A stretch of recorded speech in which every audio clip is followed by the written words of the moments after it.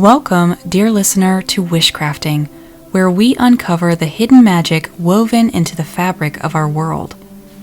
I'm Wishamaya, and today we turn our gaze to the sky, to the silver arc that has enchanted witches, mystics, and dreamers for centuries. The crescent moon, delicate, liminal, and ever-changing, is a celestial symbol of becoming.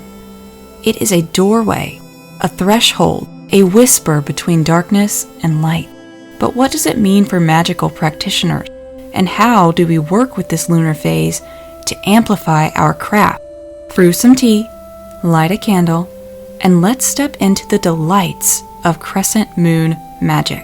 The crescent moon is one of the most universal symbols in human history.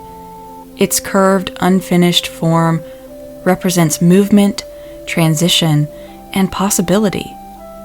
There are two types of crescent moons in a lunar cycle, each carrying its own unique energy. First, we have the waxing crescent, where the moon is growing. This happens during the new to first quarter moon at the beginning of the lunar cycle, and is greatly aligned with expansion. The waxing crescent moon is a time for gathering energy. It's a lovely time for making decisions, setting intentions, new beginnings, and redefining or strengthening whatever your will may be. Then we have the waning crescent, which is when the moon is getting smaller. This happens during the last quarter to dark moon at the end of the lunar cycle, and it is greatly aligned with release and shadow. This is a time for surrender, letting go, for introspection, transformation, divination, and ancestral whispers. The waning crescent moon is an excellent time to prepare for workings that are based around the more solitary things we may do as witches. I view the waning crescent moon as a cheeky last wink from the moon as she gives us just enough time to prepare ourselves before the cover and safety of the dark moon falls. Both phases invite us to work with in-between spaces, making the crescent moon a powerful ally for liminal magic, for personal transformation, and for our secret workings. These energies mirror each other, and working with them both at the beginning and end of a magical working can bring a natural container to your magic. As mirroring energies, they are both tied to the High Priestess card in the tarot, a testament to all the work that goes into a well-prepared working and a well-informed practice. Different cultures have long revered the crescent moon, associating it with divine forces and supernatural power.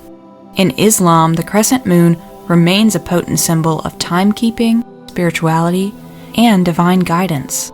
In Hoodoo and folk magic traditions, the crescent moon is considered a doorway for spirits, a time to call upon the ancestors or seek guidance through dreams. In ancient Greece and Rome, the crescent moon was sacred to Artemis, known to the Romans as Diana, who was goddess of the hunt, the wild, and childbirth. The crescent moon resting on her forehead signified her dominion over night and the untamed wild spaces. If you would like to reach out to Artemis, consider offerings of juniper and honey on the night of a waxing crescent moon. In ancient Mesopotamian belief, the crescent moon was the emblem of Nana, the god of the moon and hidden wisdom, who was also the father of Inanna, whom I mentioned last episode, and who will get her own episode one day. Nana is a great deity to look to when engaging in the more esoteric mysteries, as well as uncovering what is hidden and divination. If you'd like to reach out to Nana, a simple offering of water will do on the night of a waning crescent moon. Hecate, queen of witches, goddess of magic and the crossroads among so many other things, is often depicted with a crown of 2 crescent moons on either side of her head, symbolizing her dominion over all realms through space and time. Offerings of garlic, keys, and bay leaves are great choices if you'd like to work with Hecate, and either crescent moon is a good time to reach out to her, as well as the dark moon, which is her night. Just remember that when making an offering, it's always best to speak from the heart. Moon magic is deeply personal, and it flourishes with sincerity. Wherever we find it, the crescent moon carries an energy of mystery, fluidity, and becoming. It's an invitation to dance between the seen and the unseen. Now, I'd like to close this episode with an affirmation to carry with you.